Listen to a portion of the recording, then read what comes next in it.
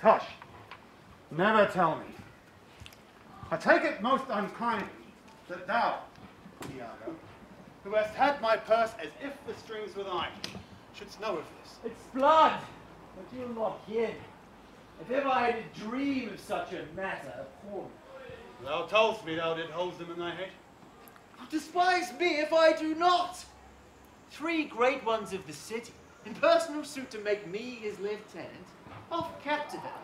And by the faith of man, I know my price. I am worth no worse a place.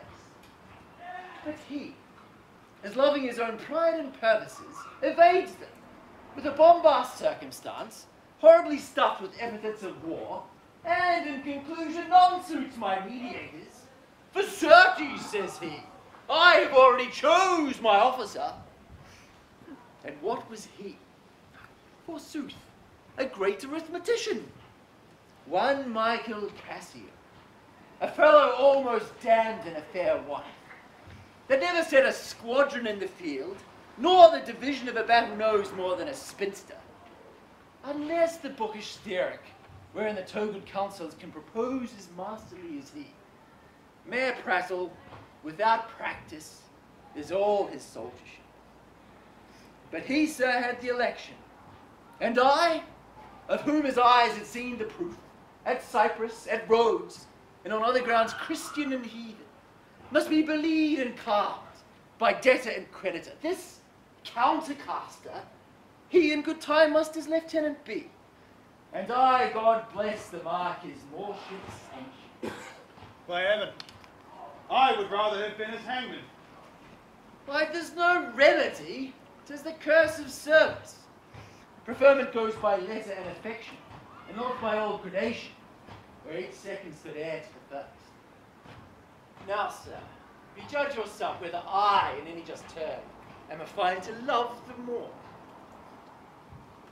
I would not follow him then. Oh, sir, content you.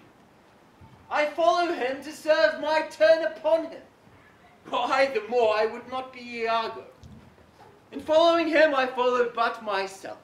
Heaven is my judge, not I for love and duty, but seeming so for my peculiar end. For when my outward action doth demonstrate the native act and figure of my heart in complement extern, 'tis not long after. But I will wear my heart upon my sleeve for doors to pack it. I am not what I am. What a full fortune does the thick-lipped owe, if he can carry it thus. Call up her father, rouse him, make after him, poison his delight, proclaim him in the streets, incense her kinsmen. What ho, Brabantio! Signor Brabantio! Ho! What ho, Brabantio! Thieves! Thieves! Thieves! Look to your house, your daughter, and your bags, thieves! What is the reason of this terrible summons? What is the matter there? Signor, is all your family within? Are your doors locked? Why, wherefore ask you this? Zounds, sir, you're robbed! The shame put on your gown. Your heart is burst, you have lost half your soul. Even now, very now, an old black ram is topping your white ewe. What? Arise, arise, I say! Awake the snorting citizens with the bell, or else the devil will make a grandsire of you. Have you lost your wits? What sort of profane wretch art thou? I am one, sir, that comes to tell you, your daughter and the more are now making the beast with 2 backs. Thou art a villain! Thou art a senator! This thou shalt answer. I know thee, Roderigo. Your daughter has transported at this watch to the gross class of the lascivious Moor. Your daughter, if you have not given her leave, I say again, hath made a gross transgression, tying her beauty, duty, wit, and fortunes in an extravagant and wheeling stranger of here and everywhere. Straight satisfy yourself. If she be in her chamber, or in your house, let loose on me the full justice of the state for thus deluding you. Strike on the tinder! Ho! Get me a taper! This accident is not unlike my dream. Believe it, but oppresses me already. Light, I say, light!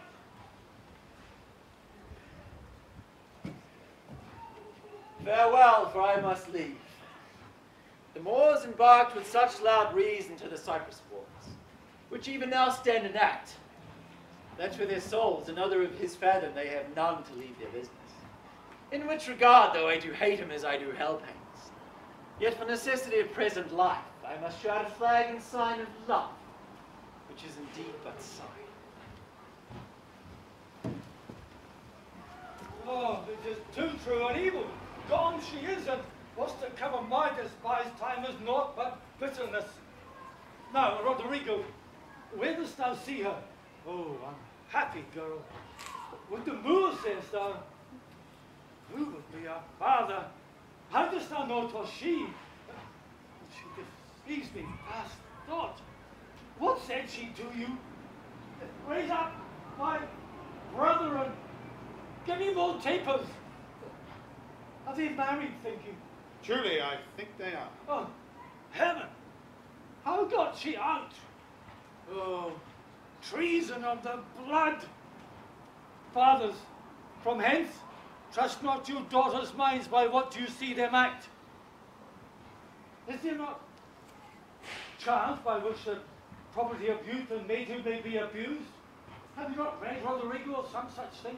Yes, sir, I have indeed. Call up my brother! Would you have had her?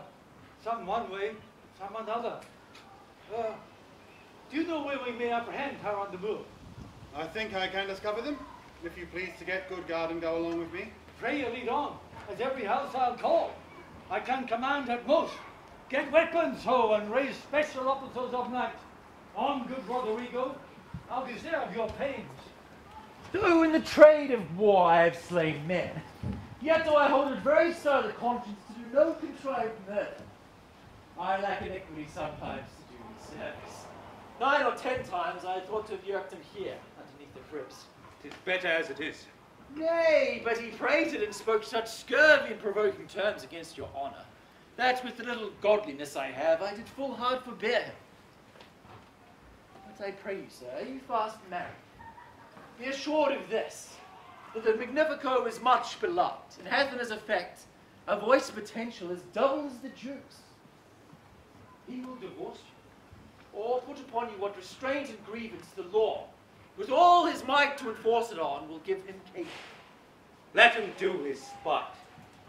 My services which I have done the Signori shall outtongue his complaint, for know, Iago, that I do love the gentle Desdemona. I would not my unhoused, free condition put into circumscription and confined for the siege work. And look, what lights come yon.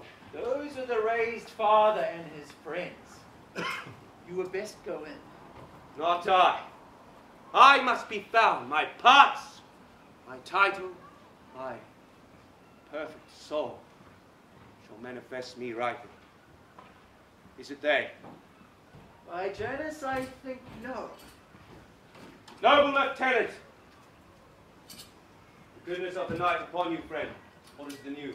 The Duke does greet you, General, and he requires your post-haste appearance even on the instant. What is the matter, think you? Something from Cyprus, as I may divine. It is a business of some heat. The galleys have sent a dozen secret messengers this very night at one another's heels. Many of the consuls raised and met. Well, they're at the Duke's already. You have been hotly called for. When being not at your lodging to be found, the Senate had sent about 3 several guests to search you out. 'Tis well I am found by you. I will but spend a word here in the house and come with you.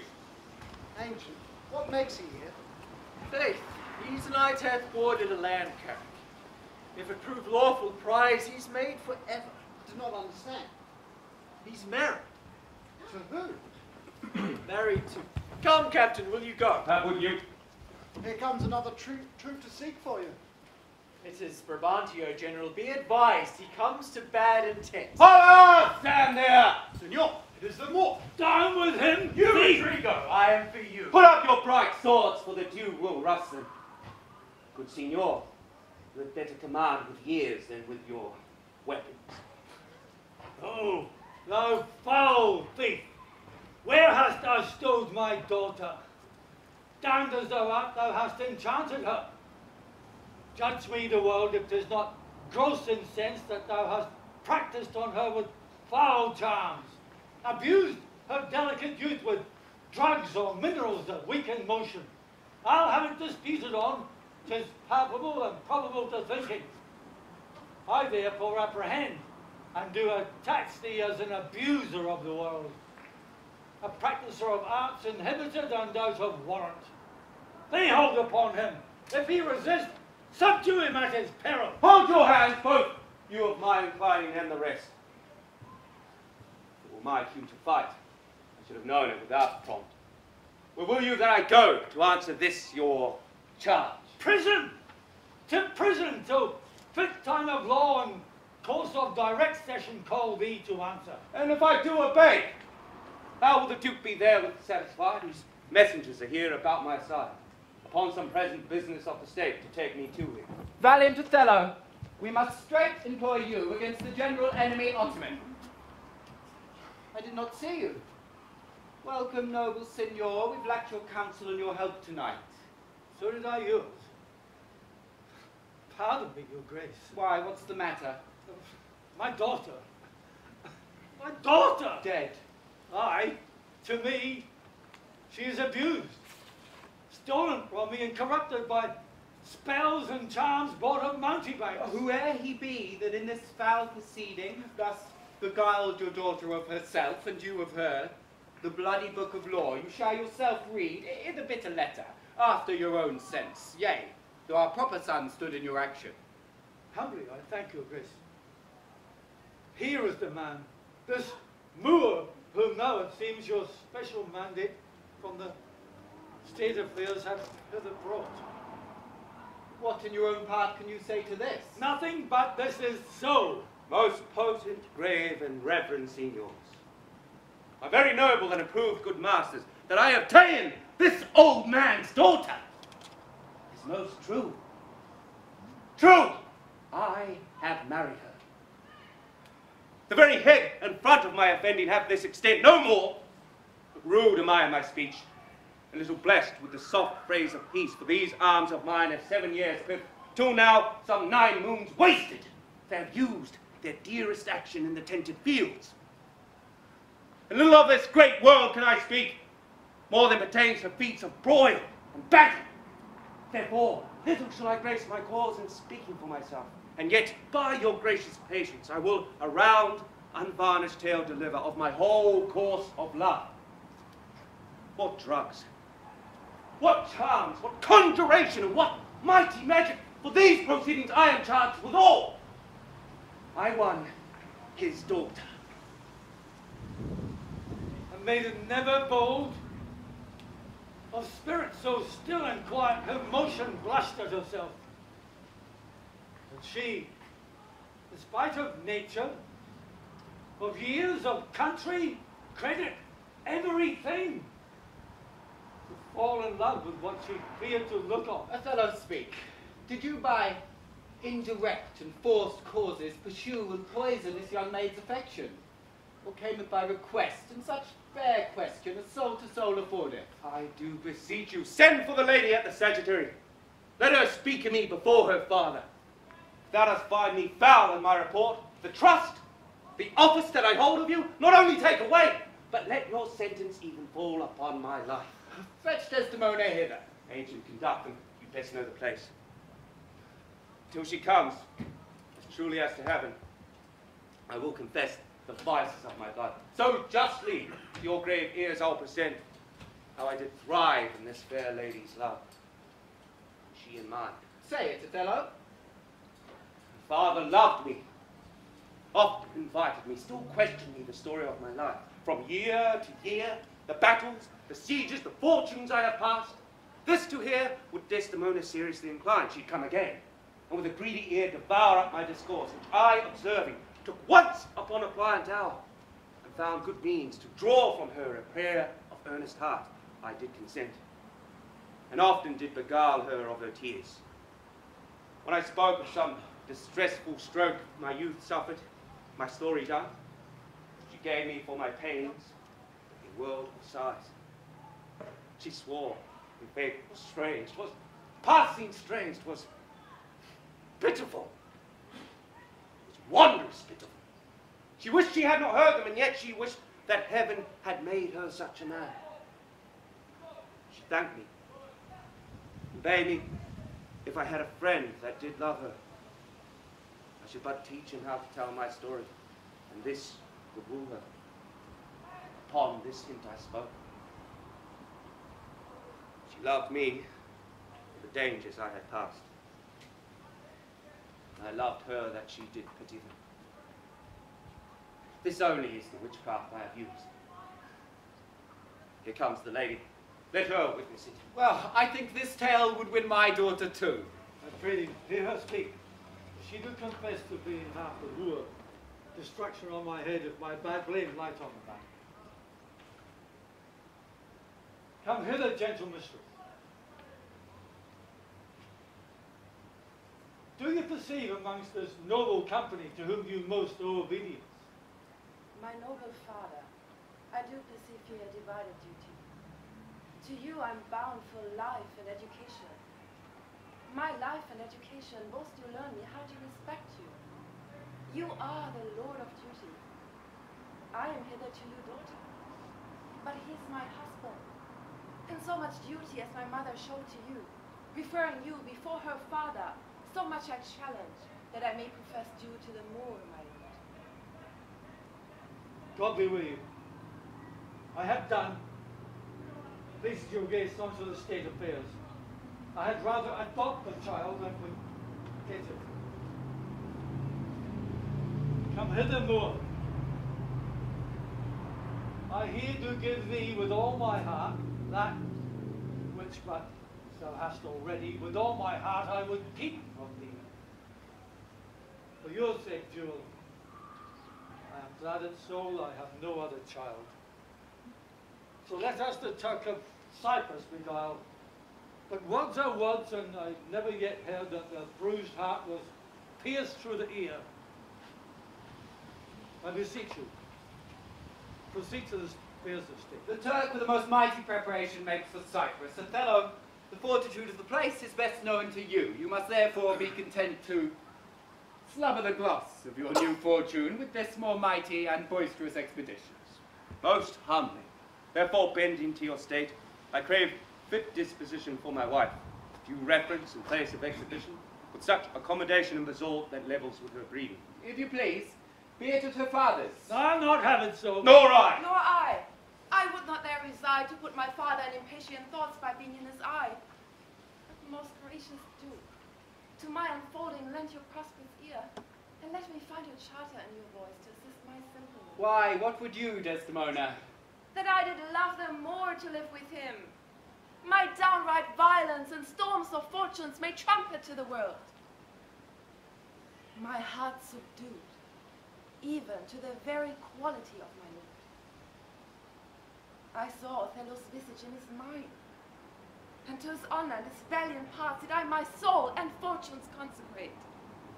So that, dear lords, if I be left behind a moth of peace, and he go to the war, the rights for which I love him are bereft me, and I a heavy interim shall support by his dear absence. Let me go with him. Be it as you shall privately determine. Either for your stay or going, the affair cries haste, and speed must answer it. You will away tonight. With all my heart. At 9 in the morning we will meet here again. Othello, leave some officer behind. He shall our commission bring to you with such else things as quality and respect as doth import you. So be your grace, my ancient. Man, he is of honest and trust. To his conveyance I assign my wife, with whatever else needful your good grace shall think to be sent after me. Let it be so. Good night to everyone. A noble signor, if virtue no delighted beauty lack, your son-in-law is far more fair than he is black. Adieu, brave Moor. Use Desdemona well. Look to her moor if thou hast eyes to see. She has deceived her father. May thee.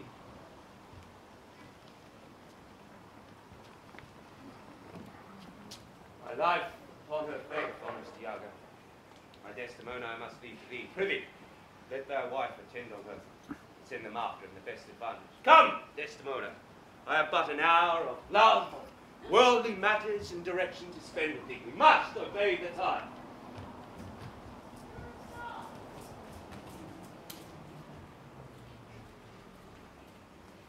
I hate them more.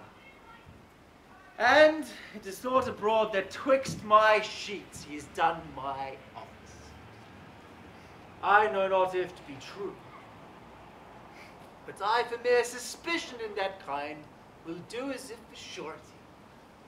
He holds me well, the better shall my purpose work on him. Cassio is a proper man. Let me see now. To get his place and to plume up my will in double knavery. How? Let's see. After some time, to abuse Othello's ear that he is too familiar with his wife. He hath a person and smooth disposed to be suspected, framed to make woman false. The more is of a free and open nature, that thinks men honest that but seem to be so, and will as tenderly be led by the nose as asses are. I have it. It is engendered. Hell and night must bring this monstrous birth to the world's light.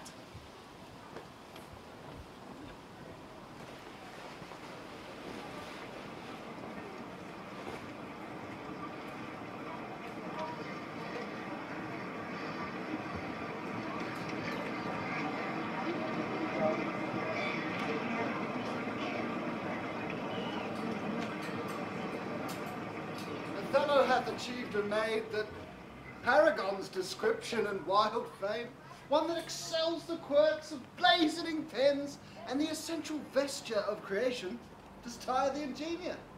She that I spake of, our great captain's captain, left in the conduct of the bold Iago, whose footing here anticipates our thoughts as I speak. Great Jove, Othello guard, and swell his sail with thine own powerful breath, that he may bless this bay with his tall ship, make love's quick pants and Desdemona's arms, give renewed fire to our extincted spirits, and bring all Cyprus comfort. Behold, the riches of this ship have come on shore. Hail to thee, lady, and to the grace of heaven before, behind thee, and on every hand and wheel thee round. I thank you, valiant Cassio. What tidings can you tell me of my lord? That he is not here, but he will be shortly here. Oh, but I fear, how lost you company? Was the great contention of the sea and skies that parted our fellowship. Hark a sail!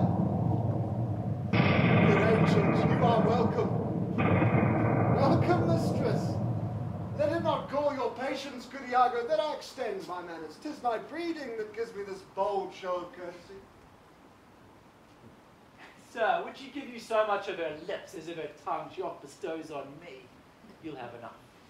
Alas, she has no speech. In faith, too much.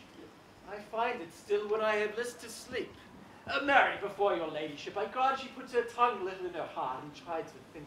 You have little cause to say so. Come on, come on. You are pictures out of doors, bells in your parlours, wild cats in your kitchens, saints in your injuries, devils being offended, players in your housewifery, and housewives in your beds. Oh, fie upon thee, slanderer! Nay, it is true, or else I am a Turk. Rise to play and go to bed to work. You shall not write my praise. No, let me not. What wouldst thou write of me if thou shouldst praise me? Oh, gentle lady, do not put me to it, for I am nothing if not critical. Come on, essay! I am not merry, though I do beguile the thing I am by seeming otherwise. Come. How wouldst thou praise me? If she be fair and wise, fairness and wit, The one's for use, the other useth it. Well praised. What does she mean? Foul and foolish. There's none so foul and foolish thereunto, but does foul pranks that fair and wise ones do. Worse and worse. How if fair and foolish? She never yet was foolish, that was fair, for even her folly helped her to an end. These are old fond paradoxes to make fools laugh in the alehouse. What miserable praise hast thou for her that's foul and foolish? There's none so foul and foolish thereunto. But she that was ever fair, never proud, had tongue at will, and yet was never loud, never lacked gold, and yet went never gay, fled from her wish, and yet said, now I may. She that being angered, her revenge being nigh, bade her wrong stay, and her displeasure fly. She that in wisdom never was so frail, to change the cod's head for the salmon's tail. She that could think and ne'er disclose her mind, see suitors following and not look behind. She was a white of ever such white wear, To do what? to suckle fools and chronicle small bear. Oh, most lame and ignorant conclusion. Do not learn of him, Emilia, though he be thy husband. How say you, Cassio? This Emilia profane and liberal counsel. He speaks home, madam. You may relish him more in the soldier than the scholar. I take her by the palm, well said. Whisper, with as little web as this will I ensnare as great a fly as Cassio. I smile upon her doom. I will jive thee in thine own fortune.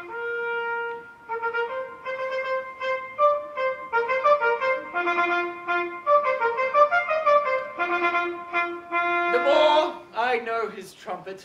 Know where he comes. Let's meet him and receive him. Oh, my fair warrior. My dear Othello. It gives me wonder. Great is my content to see you here before me. Oh, my soul's joy! If after every tempest comes such calms, may the winds blow until they have wakened death. The heavens forbid, but that our loves and comforts should increase, even as our days do grow. Amen to that, sweet powers. I cannot speak enough of this content. It stops me here. There's too much of joy in this. The greatest discords be that ever our hearts shall make. Oh, you are well tuned now. But I'll set down the pegs that make this music, as honest as I am. Come, let us to the castle. News, friends. Our wars are done. The Turks are drowned. How goes my old acquaintance of the isle? Honey, you shall be well desired in Cyprus. I have found great love amongst them. As sweet, I prattle out of fashion and dote in mine own comforts. Prithee, good Iago, go to the bay and disembark the coffers. Bring thou the master to the citadel. He is a good one, and his worthiness does challenge much respect. Come, Desdemona, once more, well met at Cyprus.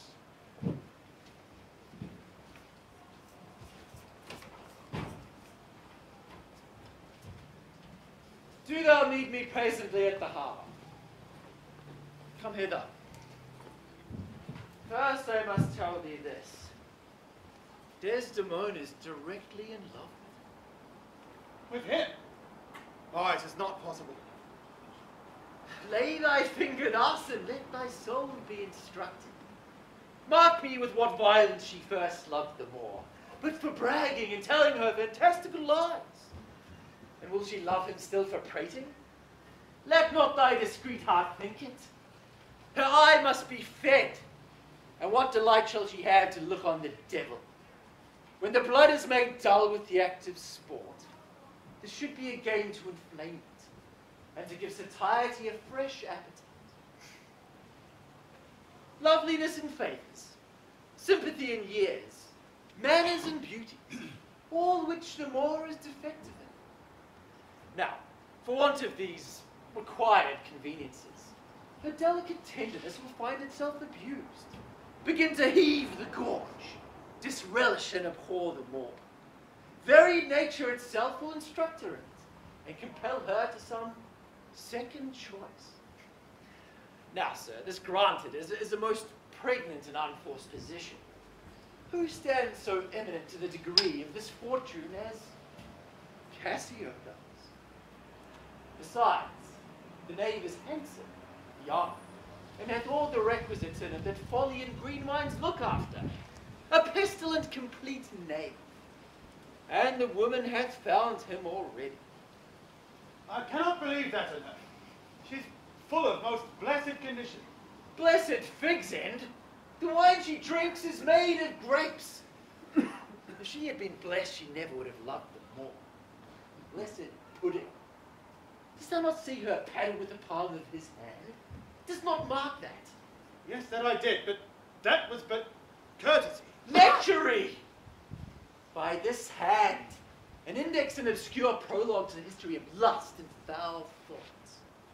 They met so near with their lips, their breaths embraced again. Watch you tonight for the command, I'll lay it upon you. Cassio knows you not. I'll not be far from you. Do you find some occasion to anger Cassio? Either by speaking too loud, or tainting his discipline, or from what other course you please, which the time shall more favourably minister. Well, sir, he is rash and very sudden in choler, and haply may strike you. Provoke him. I will do this, if I can bring it to any opportunity. I warrant thee. Meet me by and by at the citadel. I must fetch his necessaries ashore. Farewell. Adieu.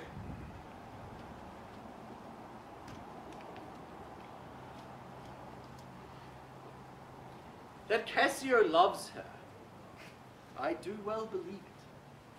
That she loves him, 'tis apt and of great credit. Now I do love her too, not out of absolute lust, though peradventure I stand accounted for as great as sin, but partly led to dine my revenge. For that I do suspect the lusty Moor hath leapt into my seat, the thought whereof doth, like a poisonous mineral, gnaw my inwards, and nothing can or shall content my soul till I am evened with him.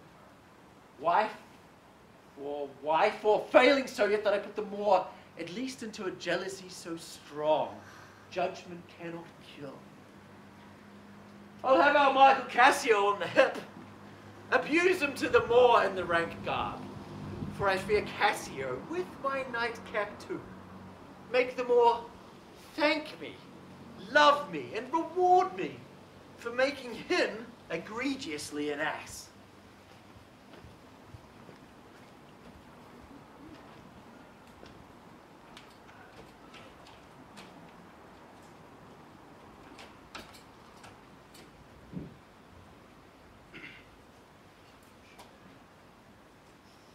Good Michael, look you to the watch tonight. Let's teach ourselves that honourable stock, not to outsport discretion. Iago knows what to do, but notwithstanding, with my personal eye will I look to it. Iago is most honest. Michael, good night. Tomorrow at your earliest, let me have speech with you. Come, my dear love. The purchase made, the fruits to ensue. The profits yet to come between me and you. Good night.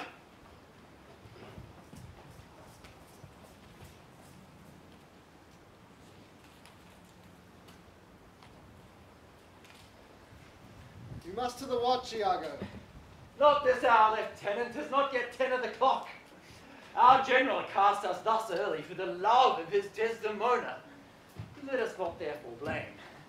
He hath not yet made wanton the night with her, and she is sport for Jove. She is a most exquisite lady.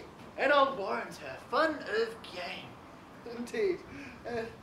She is a fair and delicate creature. What an eye she has! Methinks it sounds a parley of provocation. An inviting eye, and yet methinks right modest. And when she speaks, is it not an alarum to love? She is indeed perfection. Well, happiness to their sheets. Come, Lieutenant, I have a stoup of wine. Not tonight, good Iago. I have very poor and unhappy brains for drinking. Could well wish that courtesy would invent some other custom of entertainment. No, but they are our friends. but one cup. I'll drink for you. I've had but one cup tonight, and that was craftily qualified too. Look what innovation it makes here. I am unfortunate in the affirmity, and dare not task my weakness with any more. What, man? 'Tis a night of revels! And let me the cannikin clink, clink, clink, and let me the cannikin clink. A soldier's a man, a life's but a span. Why then let a soldier drink? Drink home! For God, an excellent song. I learnt it in England, where indeed they are most potent in potting. Your Dane, your German, and your swag-bellied Hollander, drink ho! Are nothing to your English. Are you Englishmen so expert in their drinking? Why, he drinks you with facility, your Dane dead drunk. He sweats not to overthrow your Almain. He gives your Hollander a vomit ere the next bottle can be filled. To the health of the General! Oh, sweet England! King Stephen was a worthy peer. His breeches cost him but a crown. He held them sixpence all too dear. With that he called the tailor down. He was a white and high renown, and thou art but of low degree. 'Tis pride that pulls the country down. Then take thine old cloak about thee. Drink! This is a more exquisite song than the other. Will you hear it again? No. For I find him unworthy of his place that does those things. For God is above all, and there be souls that must be saved, and there be souls that must not be saved. It's true, good lieutenant. For my part, I hope to be saved. And so do I too, lieutenant. I will not befall me. The lieutenant is to be saved before the ancient. I'm drunk, and this is my ancient, and this is my left hand, and this is my right hand. I'm not drunk.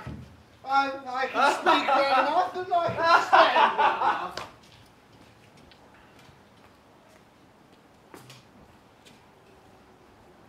Thou art a thief! You rogue!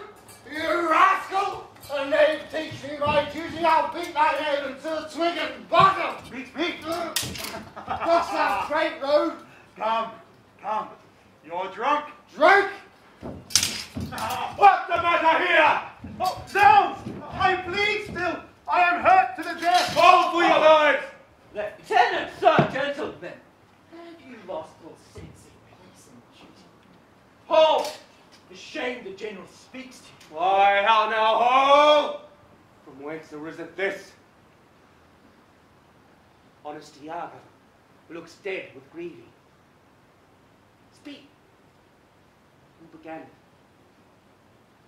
My love, I charge thee.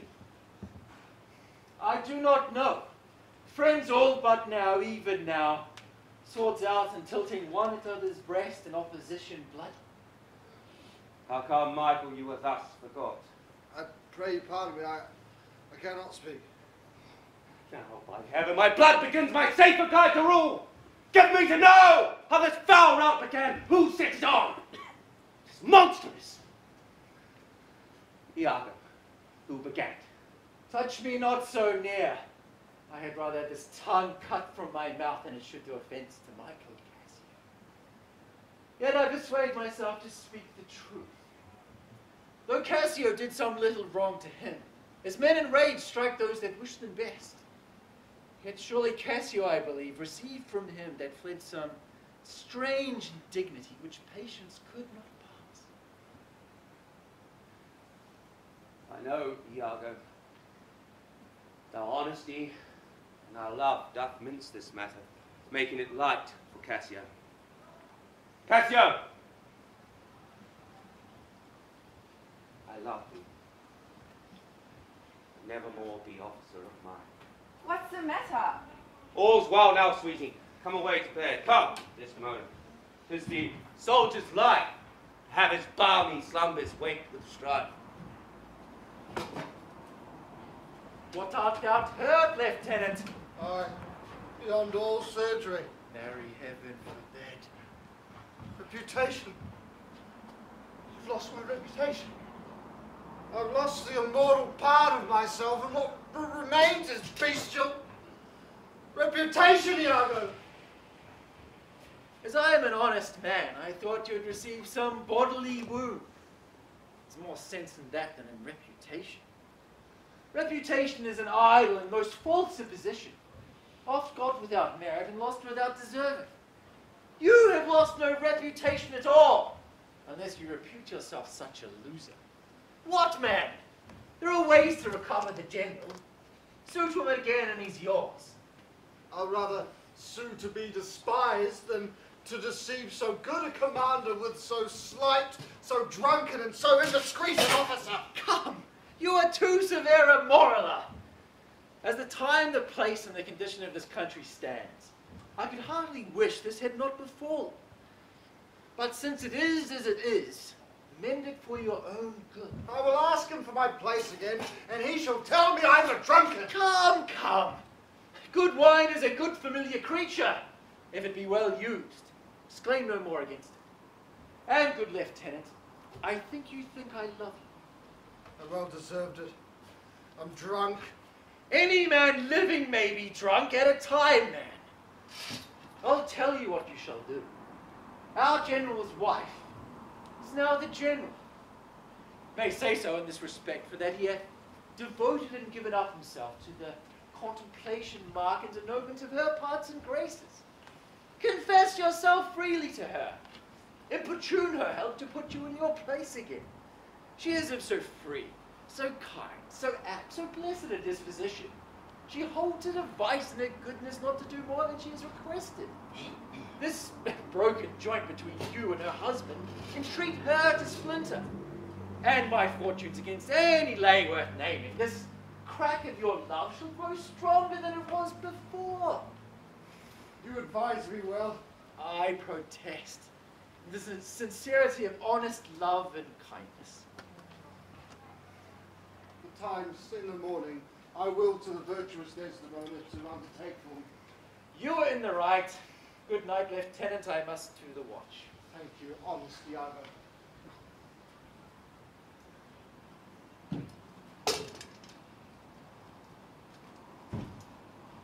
And what's he then that says I play the villain? When the advice I give is free and honest? When devils will the blackest sins put on, they do suggest at first, with heavenly shows as I do now. For whiles this honest fool plies Desdemona to repair his fortunes, and she for him pleads strongly to the more, I'll pour this pestilence into his ear, that she repeals him for her body's lust, and by how much she strives to do him good, she shall undo her credit with the more. So will I turn her virtue into pitch, and out of her own goodness make the net that shall enmesh them all.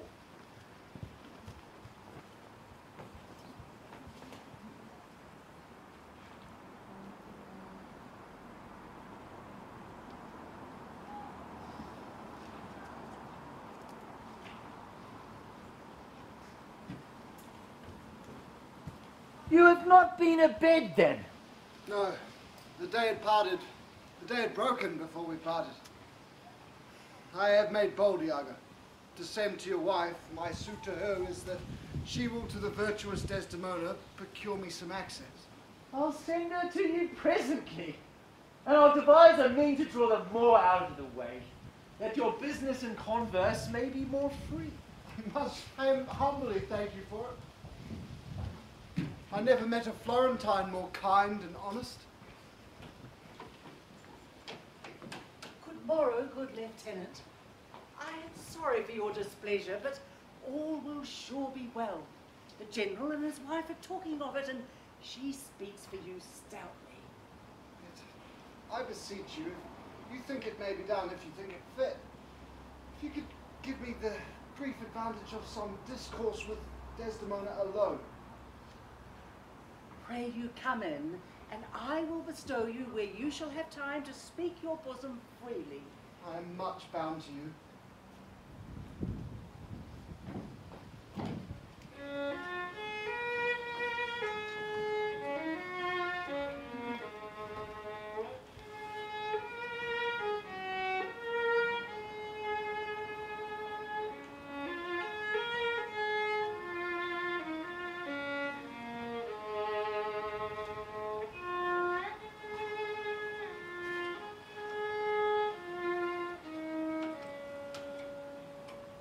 Thou assured, good Cassio, I will do all my abilities in thy behalf.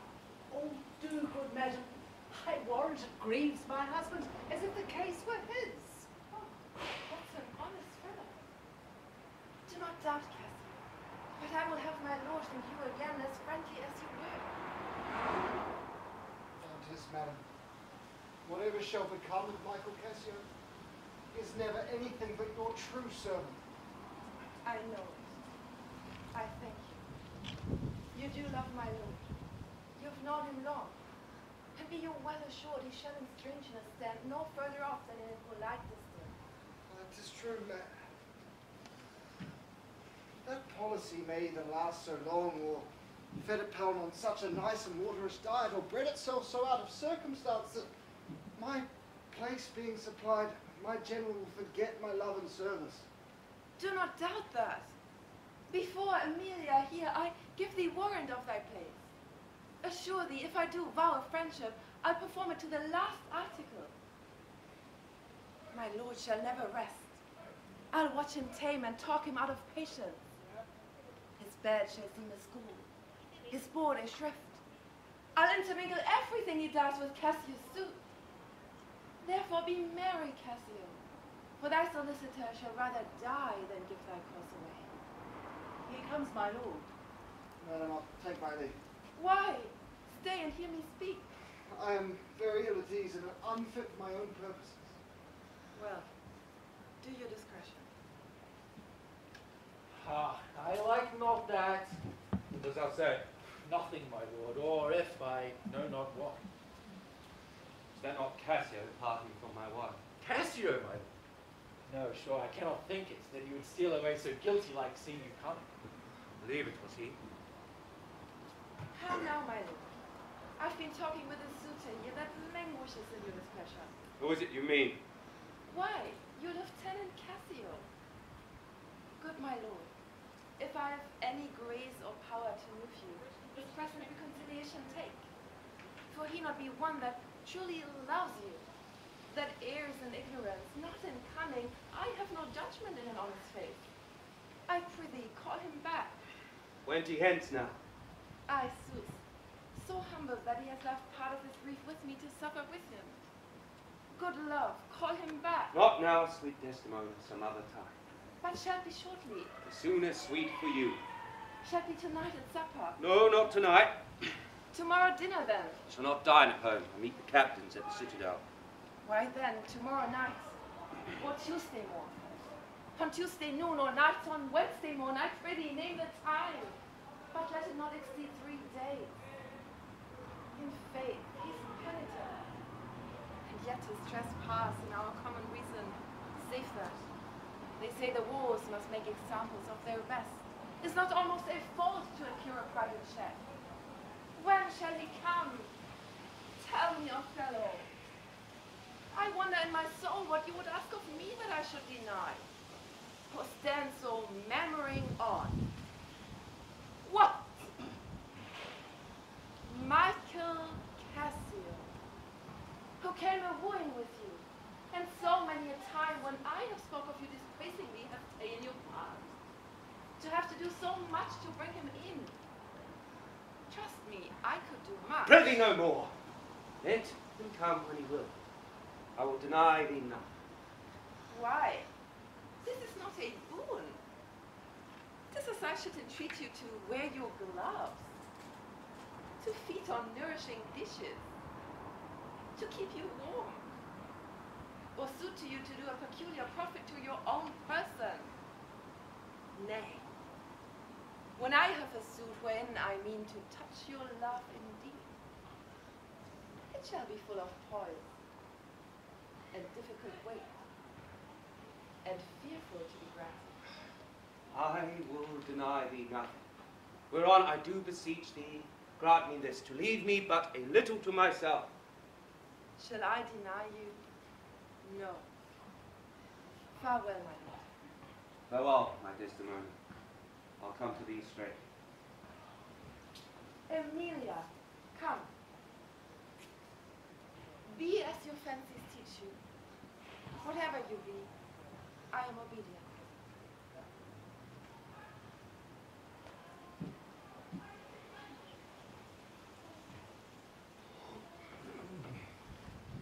Excellent wretch! Petition catch my soul. I do love thee. When I love thee not, chaos has come again. My noble lord, What dost thou say, Iago? did Michael Cassio, when you wooed my lady, know of your love? He did. From first to last, what hast thou asked? But for satisfaction of my thought, no further harm. Why on thy thoughts, Iago? I did not think you'd been acquainted with her. Oh, yes. Went between us very often. Indeed. Indeed. Aye, indeed.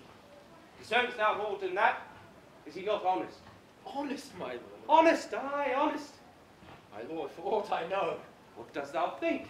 Think, my lord. Think, my lord, by heaven, he echoes me. As if there were some monster in his thought, too hideous to be shown. Thou dost mean something. Show me thy thought. My lord, you know I love you. I think that thou dost. For I know thou art full of love and honesty, and weighest thy words before thou givest them breath. Therefore these stops of thine frighten me the more. For Michael Cassio, I dare be sworn that I think that he is honest. I think he is too. Men should be what they seem, and those that be not what they might seem none. Certain, men should be what they seem. Why, then, I think Cassio is an honest man. Nay, if there's more in this. Prithee, speak to me as to thy thinkings, for thou dost ruminate and give thy worst of thoughts the worst of words. I do beseech you, nor for my manhood, honesty, or wisdom to let you know my thoughts. What dost thou mean? Good name in man and woman, dear my lord, is the immediate jewel of their souls. Who steals my purse steals trash. 'Tis something, nothing, 'twas mine, 'tis his, and has been slave to thousands. But he that filches from me my good name robs me of that which not enriches him, and makes me poor indeed. By heaven, I'll know thy thoughts. You cannot if my heart were in your hand, nor shall not whilst 'tis in my custom. Ha! Oh, beware, my lord, of jealousy. 'Tis the green-eyed monster which doth mock the meat it feeds it. Why? Why is this? I'll see before I doubt. When I doubt, prove. Not the proof, there is no more but this. Away at once with love and jealousy. I am glad of it, for now I have reason to show the love and duty that I bear you with frankest spirit. Therefore, as I am bound, receive it from me. I speak not yet of proof. Look to your wife, observe her well with Cassio. Wear your eye thus, not jealous nor secure. I would not have your free and noble nature out of self-bounty be abused. Look to it. I know our country disposition well. In Venice they do let heaven see the pranks they dare not show their husbands. Their best conscience is not to leave undone, but keep unknown. Dost thou say so? She did deceive her father marrying you. And when she seemed to shake in fear your looks, she loved me. So she did. Why go to them? She that so young could give out such a seeming to seal her father's eyes up close as oak. He thought 'twas witchcraft. But I am much to blame. I humbly do beseech you of your pardon for too much loving you. I am bound to thee forever.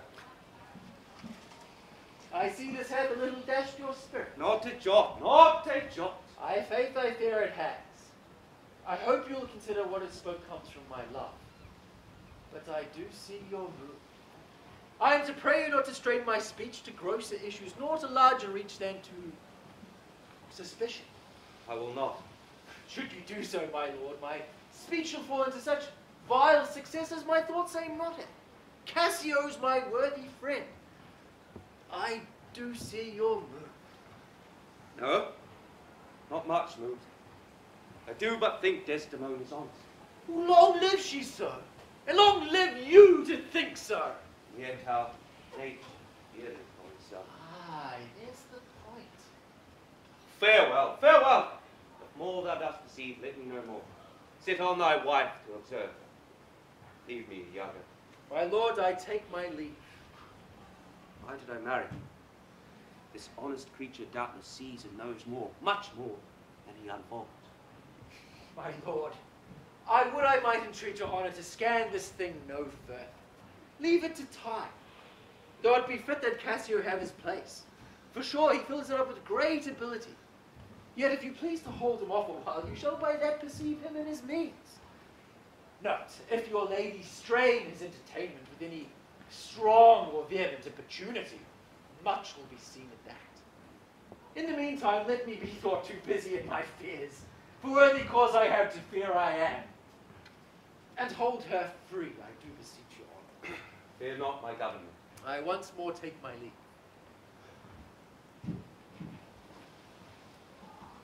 This man's of exceeding honesty, knows all qualities with a learned spirit of human dealings. Desdemona comes. If she be false, all the heavens do mock themselves.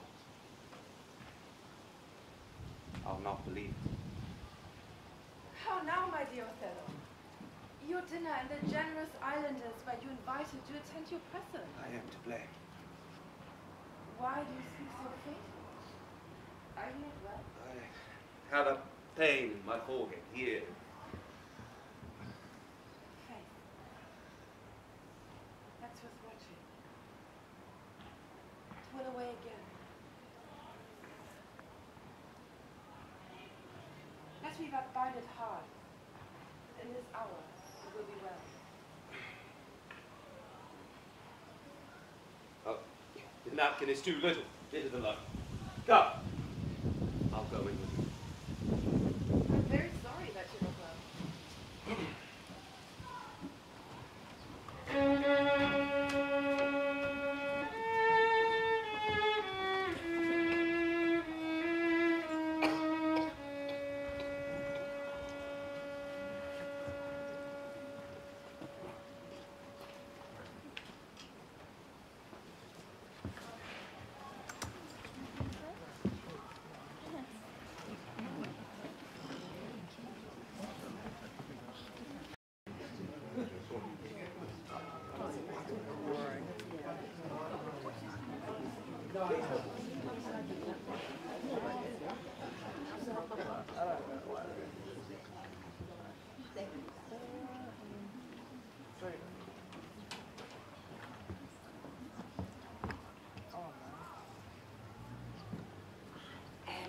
Glad I found this napkin. This was her first remembrance of the Moor. My wayward husband had 100 times wooed me to steal it, but she so loves the token, for he conjured her that she should ever keep it, that she reserves it evermore about her to kiss and talk to. I'll have the work ta'en out and give to Iago. What he will do with it, heaven knows, not I. I'm nothing but to please his fantasy. How now? What do you here alone? Do not you chide. I have a thing for you. A thing for me? It is a common thing to have a foolish wife. Oh, is that all? What would you say if I could produce that handkerchief? What handkerchief? What handkerchief? Why, that which the Moor first gave to Desdemona. That which you so often did bid me steal. Hast stolen it from her? No, Ife. She dropped it by negligence. And to the advantage, I, being here, took it up. Look, here it is. A good wench. Give it me.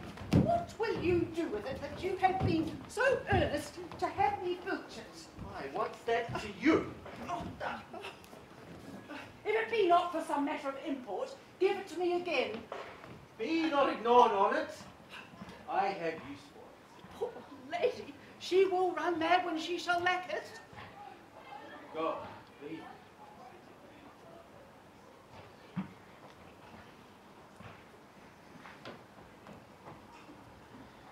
I will in Cassio's lodging lose this napkin, and let him find it. Trifles light as air, the jealous confirmation strong as proofs of holy writ.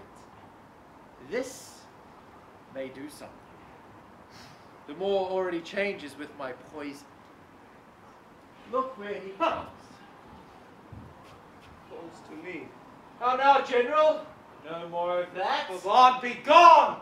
Thou set me on the rack, I swear it is better to be much abused than to but know it a little. How now, my lord? What sense had I of her stolen hours of lust? I saw it not, thought it not, it harmed not me. The next night I slept well, merry and free. I found not Cassio's kisses on her lips. He that is robbed, not wanting what is stolen, let him not know it.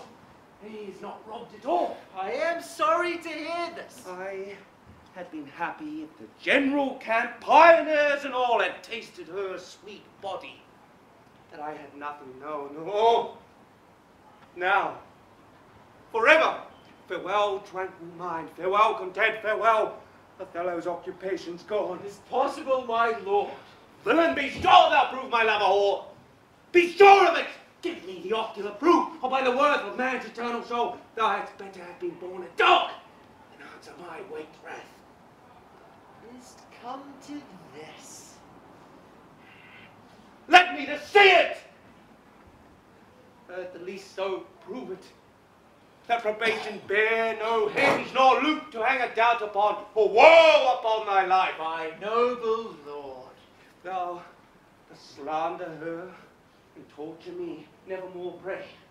Abandon all remorse. On horror's head, horrors accumulate. Do deeds to heaven, to make heaven weep. All earth amazed, for nothing canst thou add to damnation. Greater than that! Oh, grace. Oh, heaven forgive me. Are you a man?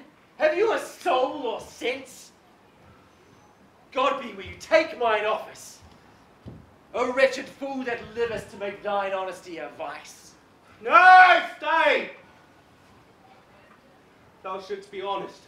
I should be wise, for honesty's a fool and loses that it works. By the world, I think my wife be honest, and I think she is not. I think thou art just, and I think thou art not. I'll have some proof! Would I was satisfied. I see, sir. You are eaten up with passion. I do repent me that I put it to you. You would be satisfied? Would! Nay, I will! May. But how? How satisfied, my lord? Give me a living reason she's disloyal! I do not like the office, but sith I am entered in this cause so far, pricked to it by foolish honesty and love, I will go on. I lay with Cassio lately, and being troubled with a raging tooth, I could not sleep. There are kinds of men so loose of soul that in their sleeps will mutter their affairs. One of this kind is Cassio. In sleep I heard him say, "Sweet Desdemona, let us be wary, let us hide our loves." And then so would he gripe and wring my hand, cry, "Oh, sweet creature," then kiss me hard, as if he plucked up kisses by the roots that grew upon my lips, and then laid his leg over my thigh, and sighed, and kissed, and then cried, "Cursed fate that gave thee to them all." Oh, monstrous! Monstrous! Nay, this was but his dream. But this denoted a foregone conclusion. 'Tis a shrewd doubt, though it be but a dream. And this may help to thicken other proofs that do demonstrate that. I'll tear her all to pieces! Nay, but be wise if we see nothing done. She may be honest yet. Tell me about this. Have you not sometimes seen a handkerchief spotted with strawberries in your wife's hand? I gave her such a one. 'Twas my first gift. I know not that, but such a handkerchief, I'm sure it was your wife's, Did I today see Cassio wipe his beard? Oh, if it be that! If it be that, when he that was hers, it speaks against her with the other proofs. Oh, that the slave had 40,000 lives, one is too poor to weep for my revenge. Now, do I see it is true? Oh, blood, blood, blood! Patience, I say, your mind perhaps may change. Never, Iago. Now, by yon marble heaven, in due reference to a sacred vow, I here engage my words. Do not rise yet.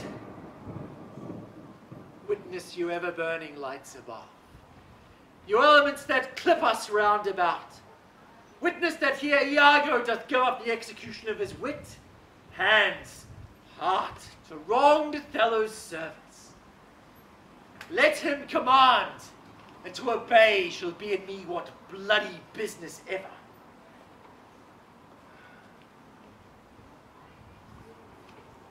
I greet thy love, not with vain thanks, but with acceptance bounteous, and will on the instant put thee to it. Within these 3 days, let me hear thou say, Cassio is not alive. My friend is dead. 'Tis done at your request. But let her live. Damn her! Oh, minxel, damn her! Come, we will go apart. I will withdraw. Furnish me with some swift means of death for the fair devil. Now, art thou my left hand? I am your own forever.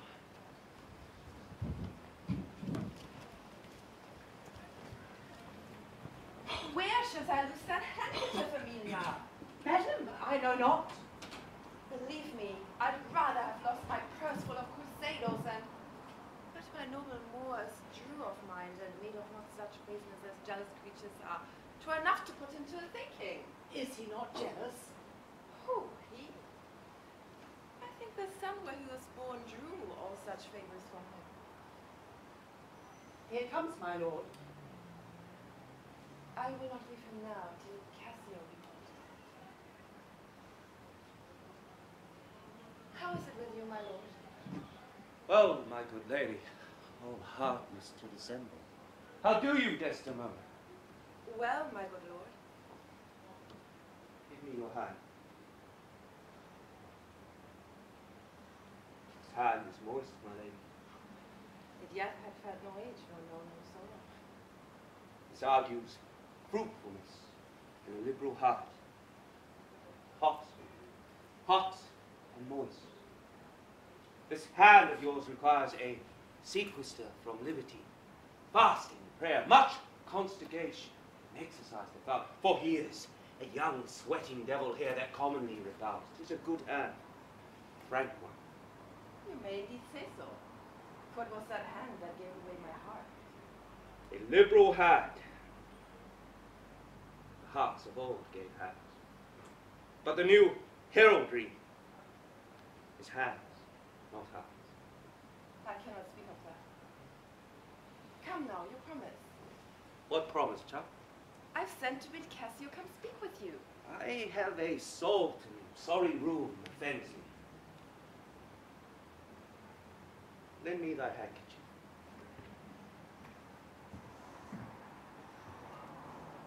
Here, my lord. That which I gave. I have not about me. Not. No, indeed, my lord. That is a fault. That handkerchief did an Egyptian give my mother, and bade me, when fate would have me wife, to give it her. So I did. And take heed on it. Make it a darling like your precious eyes. To lose it, give it away. Such petition, nothing else can match. Is it possible? 'Tis true. There's magic in the web of it. Indeed, is it true? Most veritable, therefore look to it well. Then what to God I'd never seen it. Ha! Wherefore? Why do you speak so startlingly and rash? Is it not? Is it gone? Break! Is it out of the way? Heaven bless us! Sir, you! It is not lost. But what and if it were? How? I say it is not lost. Fetch it. Let me see it. Why? So I can, sir. But I will not now. This is a trick to put me from my suit. I pray, let Cassio be received again. Fetch me the handkerchief. My mind misgives. Come, come. You'll never meet a more sufficient man. The handkerchief. I pray, talk me of Cassio. The handkerchief! A man that all his time has founded his good fortunes on your love. Shared dangers with you. The handkerchief! In sooth, you are to blame. Away! Is this man not jealous? I never saw this before. Sure. Some wonder in this handkerchief. I'm most unhappy in the loss of it. 'Tis not a year or two shows us a man. They are all but stomachs, and we all but food to eat us hungrily. And when they are full, they belch us. Here comes Cassio and my husband. There's no other way. 'Tis she must do it. And lo, the happiness. Go and importune her. How now, good Cassio? What's the news with you? Madam, my former suit. I do beseech you that by your virtuous means I may again exist, and be a member of his love, whom I with all the office of my heart do entirely honour. Though I would not be delayed if my offence be of such a kind that nor my service past, nor present sorrows, nor purposed merit and fortuity can ransom me into his heart again. But to know must be my benefit, so I may clothe myself in a false content, and shut myself up to some other course, to fortune's arms. Alas, arise, gentle Cassio. My advocation is not now in tune. My lord is not my lord, nor do I know him. Were he in favour, as in humour altered. So help me every spirit sanctified, for I've spoken for you all my best, and stood within the blank of his displeasure for my free speech. You must a while be patient. What I can do, I will. And more than for myself I dare. Let that suffice you. Is my lord angry? He went hence but now, and certainly in strange unquietness. Can he be angry? I will go meet him. His matter is indeed if he be angry. I prithee do so. Something sure state, either from Venice or some unhatched practice made demonstrable here in Cyprus to him, hath puddled his clear spirit. And in such cases, man's nature is wrangle with inferior things, though great ones are their objects. 'Tis even so. For let our finger ache, and it induce our other healthful members even to that sense of pain. Nay, we must think men are not gods, nor of them look for such observances as fit the bridal. Beshrew me much, Emilia. I was, unhandsome warrior as I am, arraigning his unkindness with my soul. But now I find I had suborned the witness, and he's indicted falsely. Pray heaven it be state matters as you think, and no conception nor no jealous toy concerning you. Alas a day, I never give him cause. But jealous souls will not be answered so. They're not jealous for the cause, but jealous because they are jealous. 'Tis a monster begot upon itself, born of itself. Heaven, keep that monster from Othello's mind. Lady, amen. I will go seek him. Cassio, walk here about. If I do find him fit, I'll move you soon, and seek to effect it to my uttermost. We most humbly thank your ladyship.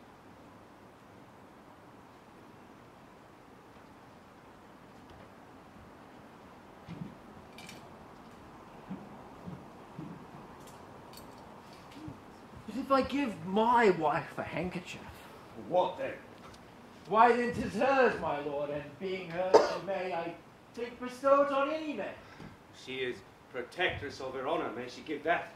The honours in essence does not seem. They have it very oft that have it not. But for a handkerchief. By heaven, I would gladly have forgot it. What?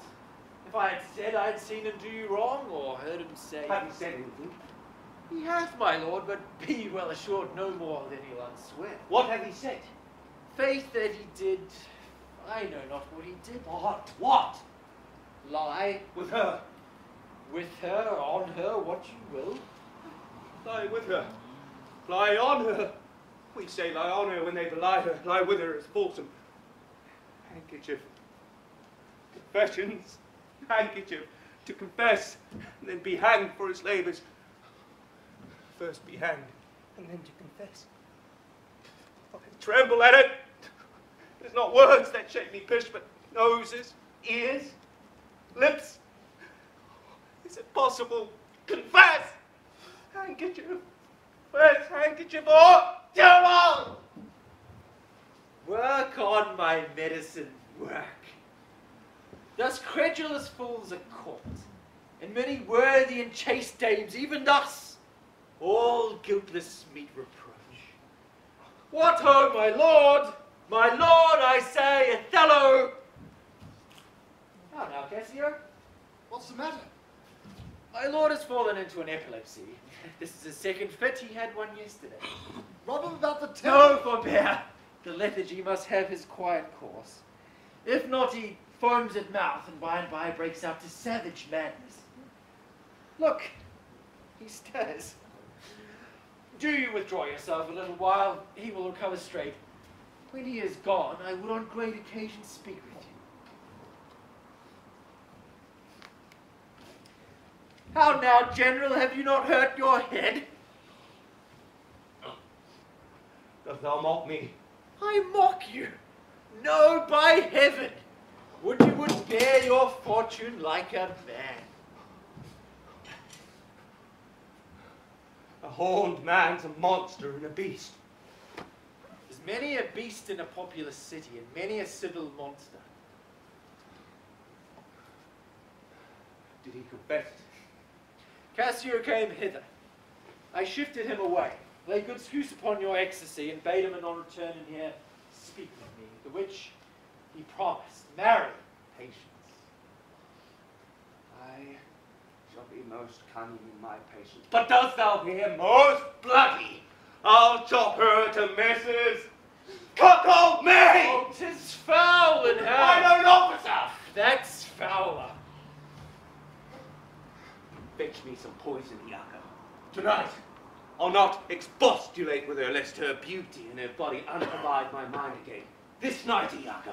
Do it not with poison. Strangle her in her bed. Even the bed she had contaminated. Good. Good. The justice of it pleases. Very good. And for Cassio, let me be his undertaker. Excellent. Good. Hear more by midnight.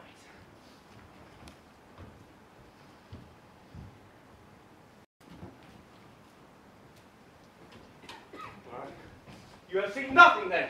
Nor ever heard, nor ever did suspect. Yes, you have seen Cassio and she together. But then I saw no harm, and then I heard each syllable that breath had passed between them. What? Did they never whisper? Never, my lord. Nor send you out of the way? Never. Such a fan and gloves, her mask, nor nothing. Never, my lord. That's strange. I durst, my lord, to wager she is honest.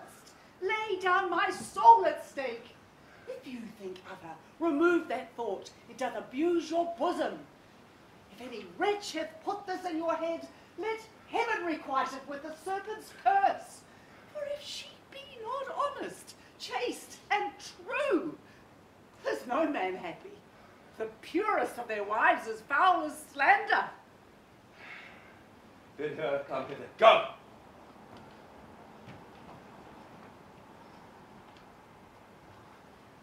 She says enough, yet she's a simple board. They cannot say as much. This is a subtle hall, a closet, lock and key, of villainous secrets. And yet she'll kneel and pray. I've seen her do it. My lord, what is your will? Pray, come hither, Chuck. What is your pleasure? Let me see your eyes. Look in my face. What horrible fancy is this? Some of your form, mistress. Leave procreants alone. Close the door. Cough or cry hem if anybody come. Your mystery, nay, dispatch. Upon my knees, what doth your speech import? I understand a fury in your words, but not the words. Why? What's out now? Your wife, my lord. Your true and loyal wife. Oh, come, swear it. Damn thyself, lest you, being like one of heaven, the devils themselves should fear to seize thee, therefore be double damned. Swear thou art honest. Heaven does truly know it. Heaven doth truly know thou art false as hell. To whom, my lord? With whom? How am I false? Oh, Desdemona. Away, away, away. Alas the day. Why do you weep, my lord? Am I the motive of these tears? I hope my noble lord esteems me honest. Oh, aye. As summer flies are in the showers, and quicken, even with blow. O thou weed, what art so lovely and smells so fair and sweet, that the sense aches at thee. Oh, as thou had never been born. Alas, what ignorant sin have I committed? Was this fair paper, this goodly book made to write whore upon? What committed? Committed? Oh, how public commodore, impudent strumpet. By heaven, you do me wrong. Are you not a strumpet? No, as I am a Christian. If to preserve this vessel for my lord from any other foul, unlawful touch me not to be a strumpet, I am none. What? Not a whore? No, as I shall be saved. Is it possible? Heaven bless us! Oh, I cry you mercy then. I took you for the cunning whore of Venice that married with Othello. You, mistress, that have the office opposite St. Peter and keep the gate of how you. We have run our course. Here's money for your pains. I pray you, turn the key and keep our counsel.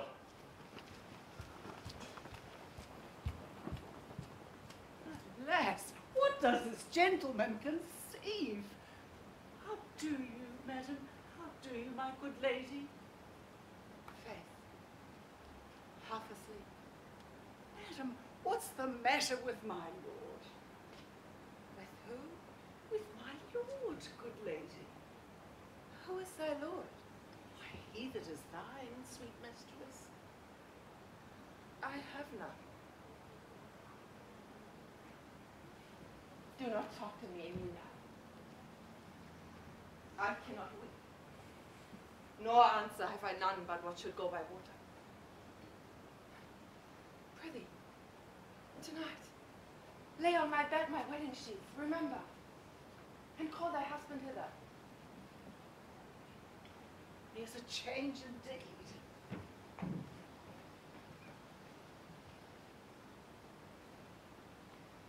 'Tis meet I should be used so, very meet. How have I been behaved that he might stick the smallest opinion on my least misuse? What's your pleasure, madam? How's it with you? I cannot tell. Those that do teach young babes do it with gentle wings and easy tasks. He might have chosen, for in good faith, I'm a child to chide him. What's the matter, lady? Alas, Iago, my lord hath so abhorred her, thrown such despite and heavy terms upon her as true souls cannot bear. Am I that name, Iago? What name, fair lady? Such as she said my lord did say her was. He called her whore. A beggar in his drink could not have laid such terms upon his callet. Why did he so? I do not know. I'm sure I'm not such. Oh, do not weep, do not weep, alas the day. Has she forsook so many noble matches, her father and her country and her friends, to be called whore? Would it not make one weep? It is my wretched fortune. Oh, beshrew him for it. How comes this trick upon him? Heaven doth know. I'll be hanged if some eternal villain, some busy and insinuating rogue, some cogging, cozening slave, to get some office, hath not devised the slander. I'll be hanged else. Fie, there is no such man, it is impossible. If any such be, then heaven pardon them. A halter pardon them, and hell gnaw his bones. Why should he call her whore? Who keeps her company? What time? What place? What form? What likelihood? The Moor's abused by some most villainous slave, some base, notorious name, some scurvy fellow. Heaven, that such companions thou'st unfold and put in every honest hand a whip to lash the rascals naked through the world, even from the east to the west. Speak with Indor. Oh, fie upon them! Some such squire he was that turned your wit the seamy side without, and made you to suspect me with the Moor. You are a fool, go to.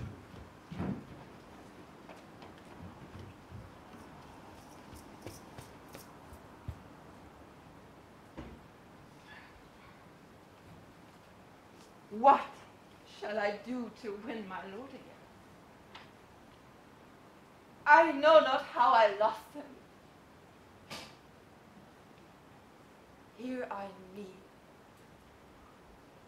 If e'er my will did trespass against his love, either in discourse of thought, or in actual deed, or that mine eyes, mine ears, or any sense delighted them in any other form, or that I do not yet, and ever did, and ever will, though he do bring me from beggarly divorcement, love him dearly. Comfort forswear me. Unkindness may do much, and his unkindness may defeat my life, but never taint my love. I cannot say whore. It does bore me now I speak the word. To do the act that might the addition earn, not the world's mass of vanity could make me.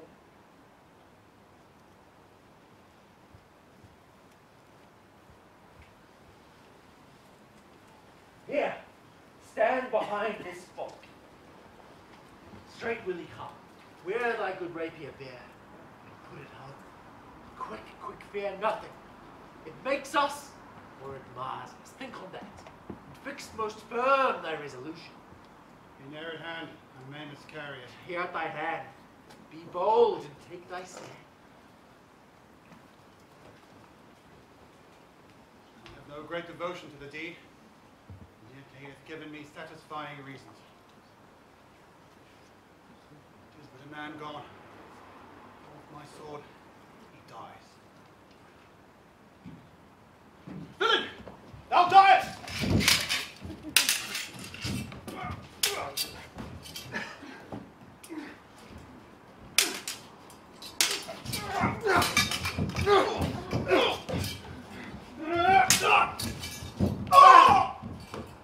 I am slain! Oh, made forever! Help home! Murder! Murder! What's the matter? What do you hear that cries so grievously? I'm made by villains! I'm done! Give me some help! What's the matter? What's the matter, husband? Garcia has here been set on in the dark by Roderigo until he has escaped. He is almost slain and Roderigo dead. Oh, less good, gentlemen, less good. This is the fruit of whoring.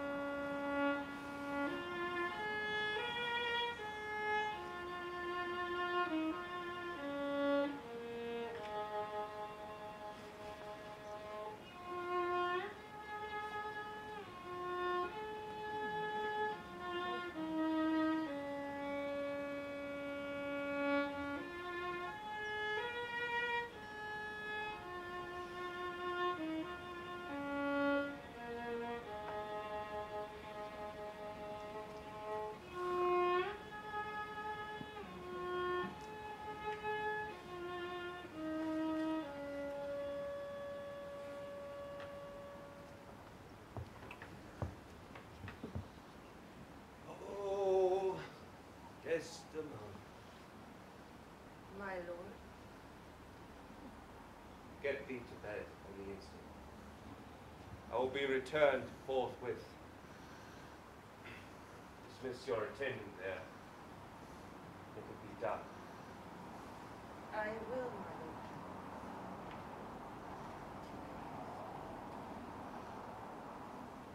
How goes it now? He looks gentler than he did. He says he will return incontinent. He commanded me to go to bed and bade me to dismiss you. Dismiss me? It was his bidding. Therefore, good Emilia, let's not now displease him. I wish you had never seen him. So would not I. My love does so approve him that even his stubbornness, his checks, his frowns, pretty unpity, have grace and favor in them.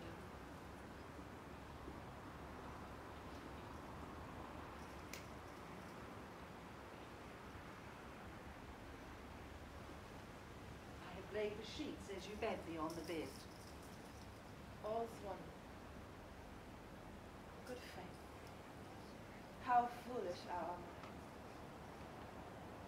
If I do die before thee, prithee, drop me in one of these same sheets. Come, you talk. My mother had a maid called Barbara. She was in love. And he she loved proved met, and did forsake her. She had a song of willow. An old thing it was, but it did express her fortune. And she died singing it. This song tonight will not go from my mind. I've much to do but to go hang my head all at one side and sing it like Brazao.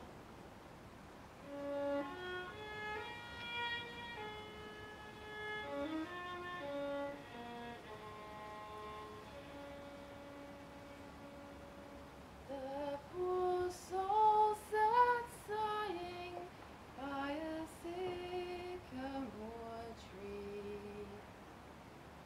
Sing all the green willow, her hand on her bosom, her head on her knee. Sing willow, willow, willow. The fast streams ran by her and murmured her moan. Sing willow, willow, willow. Her salt tears fell from her and softened the stone. Sing willow, willow, willow. Sing all a green willow must be my garland. Let nobody blame him, his scorn I approve. Nay, that's not next. Hark! Who is it that knocks? 'Tis the wind. I called my love false love, and what said he then? Sing willow, willow, willow. If I caught more women, you'll couch with more men. Does that go, you think? 'Tis neither here nor there. I've heard it said so. Oh. These men! Dost thou unconscious think, tell me, Emilia, that every women do abuse their husbands in such gross kind? There be some such, no question. Wouldst thou do such a deed for all the world? I would not you. No, by this heavenly light. nor I neither by this heavenly light. I might do it as well as die. Wouldst thou do such a deed for all the world? Oh, the world's a huge thing. It is a great price for a small price. In troth, I think thou wouldst not. In troth, I think I would, and then undo it when I had done. Marry, I wouldn't do such a thing for a joint ring, nor for measures of lawn, nor gowns, nor petticoats, nor caps, nor any petty exhibition, but for the whole world. That would not make a husband a cuckold to make him a monarch. I should venture purgatory for it. Beshrew me if I would do such a wrong for the whole world. Why, 'tis but a wrong of the world, and having the world for your neighbour, 'tis but a wrong in your own world, and you might quickly put it right. I do not think there's any such woman. Oh, a dozen, and as many as would store the world they play for. Let husbands know their wives have sense as they do. We see and smell and have palates for both sweet and sour as husbands have. What is it that they do when they change us for others?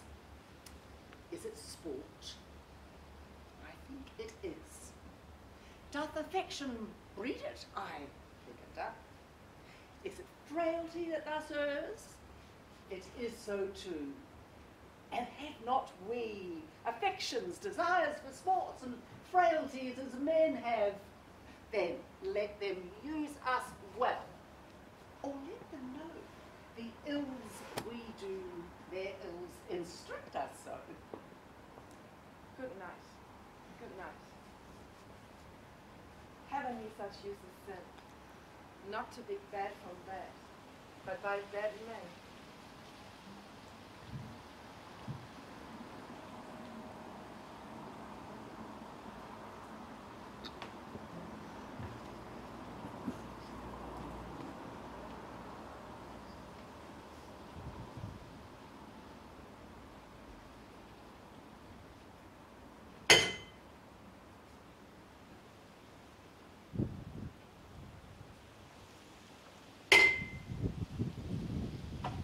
Tis the cause. Tis the cause, my soul. Well, let me not name you, you chaste stars.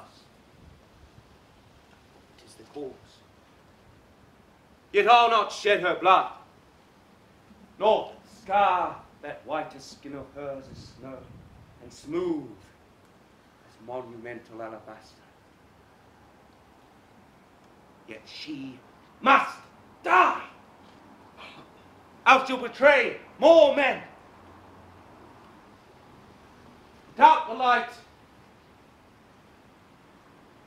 Put out the light.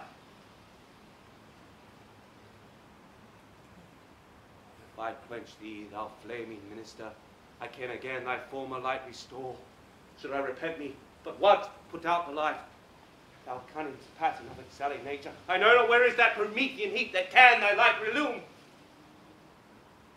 When I have plucked the rose, I cannot give it vital growth again. It must needs wither. I'll smell it on the tree. Balmy breath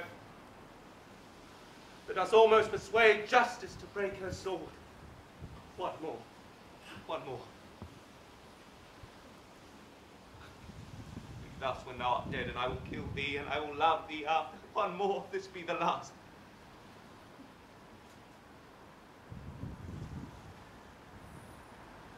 So sweet, was ne'er so fatal. I must weep, but these are cruel tears, this sorrow's heavenly. It strikes where it doth love. She waits. Who's there? Othello? Aye, Desdemona. Will you come to bed, my lord? Have you prayed tonight, Desdemona? you would think yourself of any crime, unreconciled as yet to heaven and grace, solicit for it straight. Alas, my lord, what do you mean by Well, that? do it, and be brief, I will walk by. By heaven, I would not kill thy unprepared soul. No, heaven forbid. I will not kill thy spirit. Talk you of killing? I do. Then heaven have mercy on me. Amen, with all my heart. If you say so, I hope you will not kill me. Ha! And yet I fear you. For you are fatal when your eyes roll so. Why I should fear, I know not. Since guiltiness, I know not. But yet I feel I fear. Think on thy sins.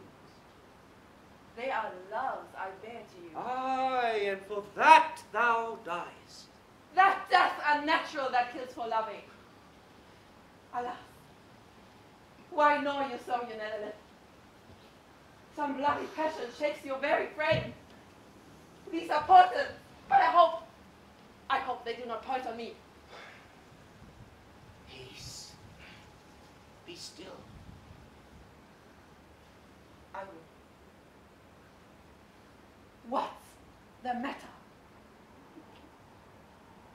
That handkerchief, which I did so love, gave thee. Thou gavest to Cassio. No, by my life and soul. Send for the man and ask him. Sweet soul, take heed. Take heed of perjury. Thou art on thy deathbed. But not yet to die. Yes. Presently. Therefore, confess thee freely to thy sins. For to deny each article with oath cannot remove nor choke the strong conception that I do groan withal. Thou art to die. Then Lord have mercy of me. I say amen. And have you mercy too. I never did offend you in my life.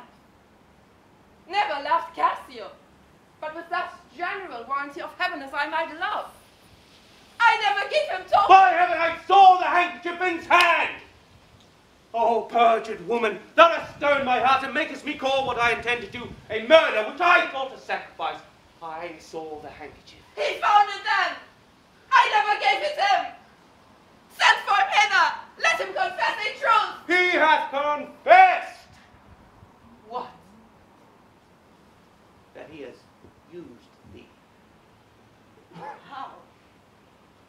Unlawfully? Aye. He will not say so. Oh, no. His mouth is stopped. Honest Iago attain order for it. But my fee interprets. What? Is he dead? All his fears had been lives. My great revenge had stomach for them all. Alas, he's betrayed and I undone. Out, strumpet! Oh, banish me, shall my fall lord! to my face! Kill me not! Out, strumpet! Kill me to Nay, if you Let strive, them fly! being done there is no pause.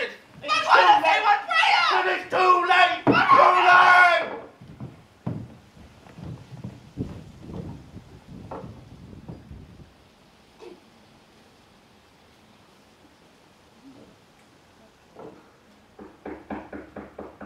My lord! My lord! I will tell my lord! My lord! What's this noise? Not dead. Not yet quite dead. I that am cruel, yet merciful. For I will not let thee linger in thy pain. What ho, my lord! My lord! Who's there? Oh, good my lord, I would speak a word with you. Yes, 'tis Emilia by advice. She's dead. 'Tis like she comes to speak of Cassio's death. The noise was here. No more moving. Still as the grave. Shall she come in were it good? Oh, I think she stirs again. No. What's best to do? If she come in, she'll sure speak to my wife. My wife. My wife.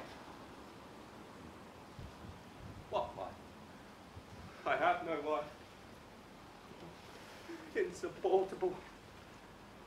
Oh, heavy hour! Methinks that now should come a huge eclipse of sun and moon, and if then frighted globe should yawn at alteration. I do beseech you that I may speak with you, O my lord. I forgot about thee! Oh, come in, Emilia, soft by and by. I will the curtains draw. Where art thou? What is the matter with thee now? Oh, good my lord, yonder's foul murder's done. What now? Even now, my lord. It is the very error of the moon. She comes nearer the earth as she was wont and makes men mad. Cassio, my lord, have killed a young Venetian called Roderigo. Roderigo killed. Cassio killed. No, Cassio's not killed. Not Cassio killed! And murders are due, and sweet revenge grows harsh. Oh, falsely murdered. What is that cry? What? That cry, that was my lady's voice. Oh! Oh! Oh! Help! Oh! Mistress! Mistress, speak again! Oh, sweet lady, sweet Desdemona! Oh, mistress, speak! A guiltless death I die. Who has done this deed? Nobody. I, myself. Oh, farewell. Commend me to my kind Lord. Oh. Farewell.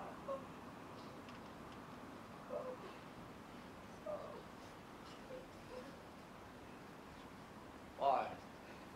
How should she be murdered? Alas, who knows? She said herself, was not I? She said so.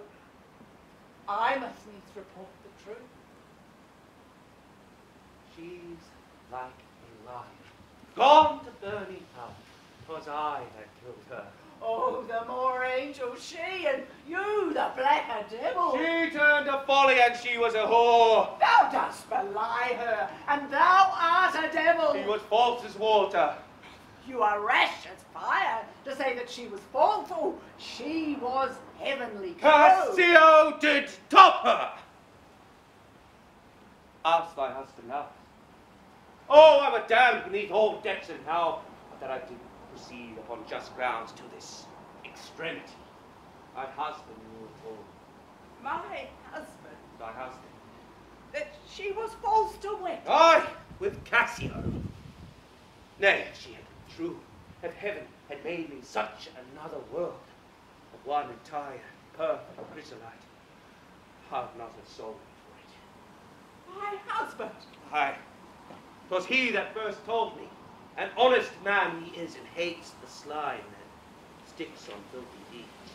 My husband. What needs this utterance, woman? I say thy husband. Oh, villainy hath made mops with love. My husband say that she was false. Aye, he.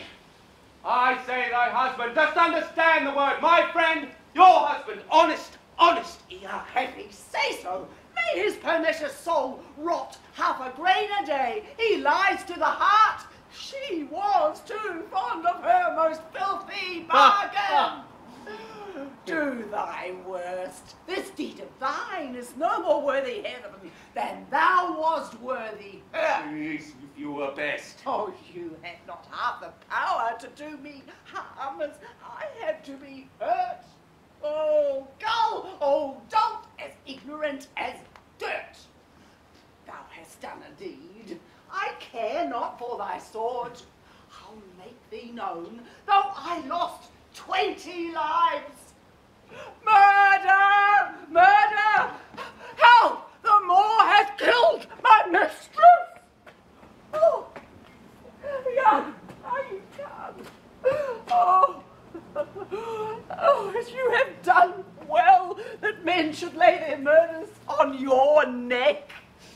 Disprove this villain if thou be'st a man. He says thou toldst him that his wife was false. I know thou didst not. Thou art not such a villain. Speak, for my heart is full. I told him what I thought.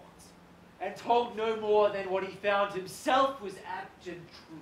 But did you ever tell him she was false? I did. You told a lie.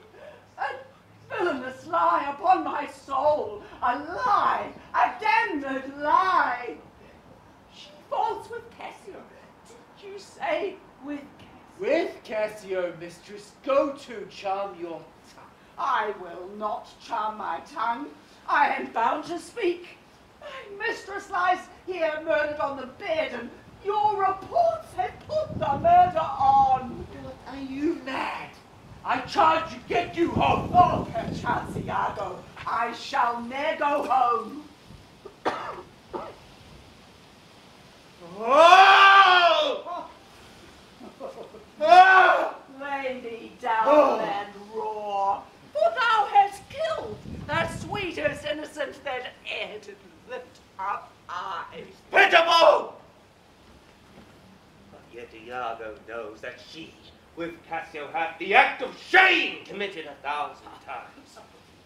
Cassio confessed it, and she did gratify his amorous works with that recognizance and pledge of love which I gave her. It was a handkerchief, an antique token my father gave my mother. Oh, heaven, oh, heavenly powers. Uphold your peace. 'Twill out, 'twill out. I peace. No, I will speak as liberal as in the north. Let heaven and men and devils, let them all cry shame upon me.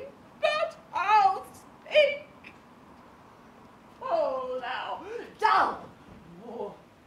That handkerchief thou speakest of, I found by fortune, and it gives my husband, for often with a solemn earnestness more than indeed belonged to such a trifle, he begged of me to steal. Villainous whore! She gave it Cassio, and no, alas, I found it and I did give my husband.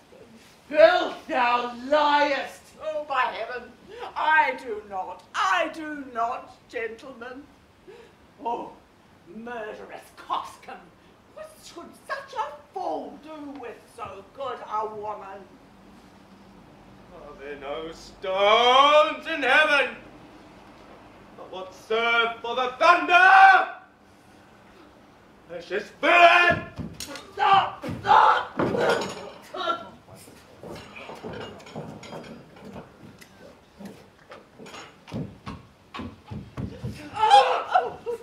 The woman falls! God, he has killed his wife!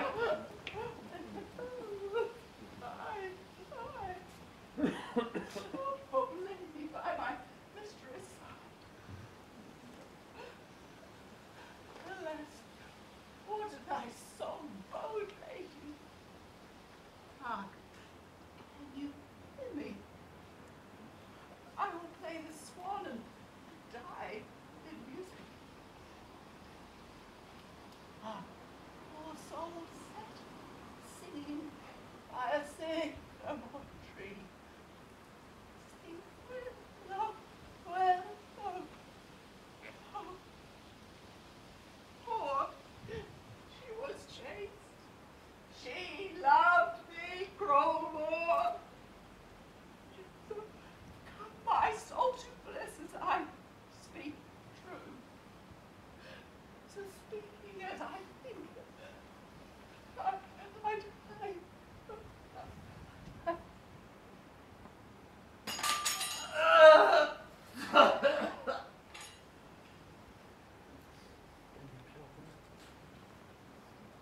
Behold, I have a weapon.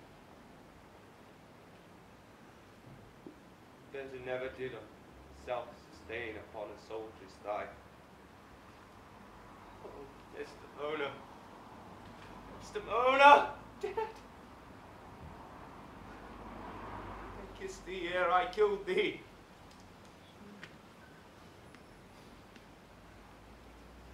No way but this.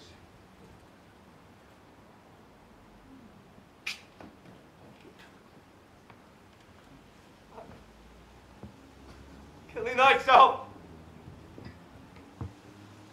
Die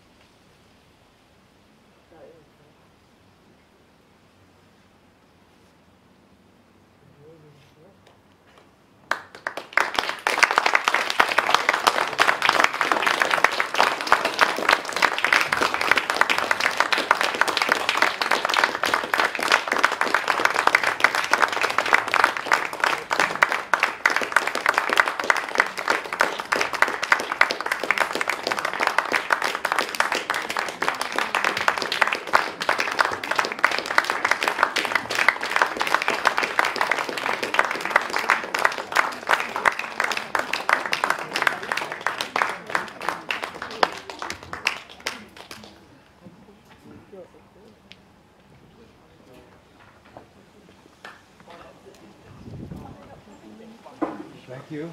Hope you enjoyed the show. Oh, yes.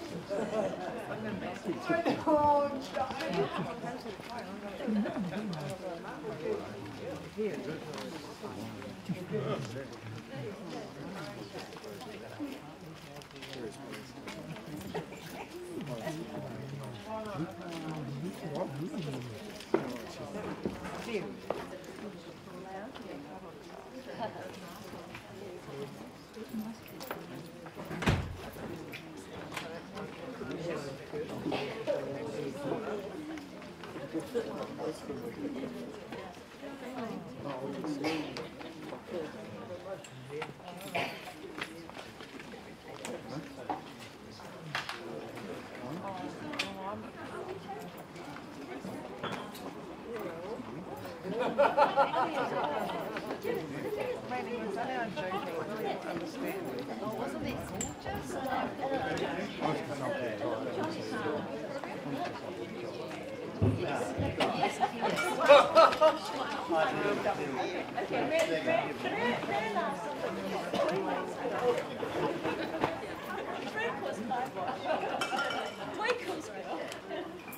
You want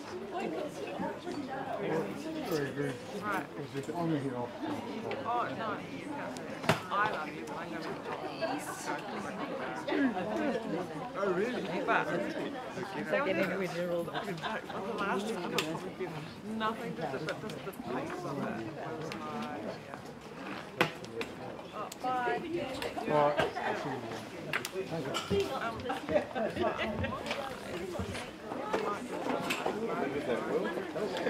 But it was the last.